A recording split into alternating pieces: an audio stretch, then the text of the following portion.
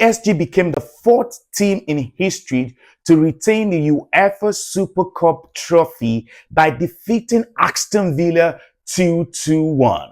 A game that felt like a pre-season but came to life after Ousmane Dembélé came in and provided the assist to Doué at the 64th minute.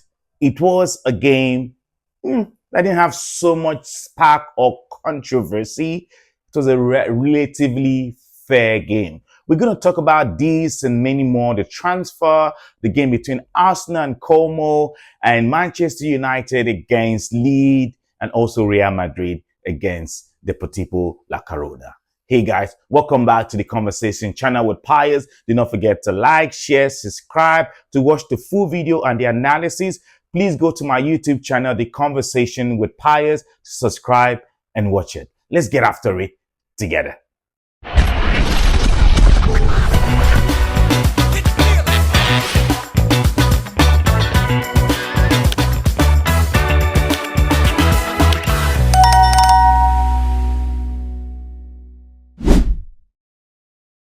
When I started the video, I did say that it felt like a preseason between Aston Villa and PSG.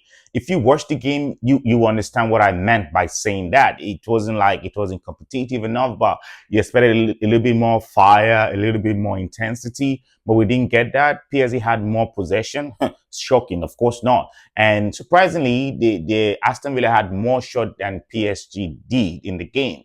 And we're talking about a PSG team that have a lot of French players, a lot of Spanish players, players that are Portuguese. Almost all their squad were in the World Cup in one form or the other.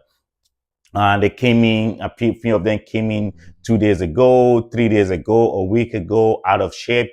But for some reason, they still managed to beat Aston Villa, and they defeated Aston Villa 2-1. The scoreline was really flattering to the Aston Villa team by losing 2-1. No one expected them to win anyway. It would have been a miracle if they've won. They became the fourth team in history to retain the UEFA Super competition by winning 2-1. Only Ajax, AC Milan, Real Madrid has done that in previous history. Surprisingly and shockingly, no Premier League team has ever done it, and I think it's not a good thing for the most popular league. I mean, in history, when it comes to the game, that none of the Premier League team has ever been able to win the Champions League back to back, just like PSG have done, Ajax and Real Madrid have done multiple times. When I mean multiple times, I mean like just that. You know what I mean? When it comes to that point.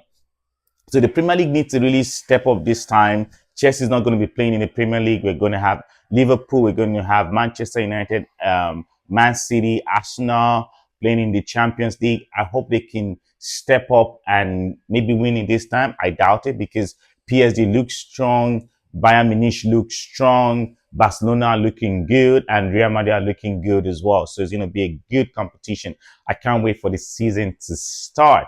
Now let's dive into the game between Arsenal and Como, and also Man United against Leeds. It was a game that Man United had took the lead, but for some reason, the same demon that followed them last season came back, and they just lost control of the game. But after the substitution that Michael Carrick made, they took control of the game. But I felt like Leeds would have won that game because they had better chance of winning the game than Man United did as the game progressed. Arsenal, for me, I've still not picked up yet. I made a video last time about how Arsenal are in trouble, and I got a very harsh feedback. The Arsenal fans are not joking about the game, that I was just seeking attention and blah, blah, blah. But look, if you watch the game Arsenal against Como, you should at this point be saying, okay, what is going on? You can't defeat Como. You have to win on penalties. But it's what it is. Let's just see the game. They'll be playing against Man City this coming weekend. So let's see if they're back to form, or it's going to be the same excuse. Can they retain their league? Yes, they are the team to beat because they are the champions. Don't forget what happened to Liverpool, they won it in a convincing fashion, but the season after they became a disaster and a shadow of themselves. So I don't expect that to happen to Arsenal, but what I'm seeing is not a good sign that they can retain the league this season, because most of the team last season were not good. They were awful. Chelsea was bad. Man City was going through a transition. Tottenham was nowhere to be found. Liverpool, as I told you, they were a shadow of themselves. Man United started picking up afterwards. So I don't think this is season. A lot of signings, a lot of new coaches to change the form and everything. So Arsenal needs to be better than they were last season to retain their trophy this season. Real Madrid, good game. Ibrahim Diaz, what a solo goal he scored, a good counter attack, but they've not picked up yet. They've drawn one of their preseason and they've won 3 or 4, if I'm not mistaken. And they've always considered a goal, but this time they didn't concede. They were not playing defensive game. They played a very good attacking game, but they still need a player that can penetrate and find that killer pass, just like Barcelona has with Pedri coming in, or doing those kind of passes. Madrid don't have the such player.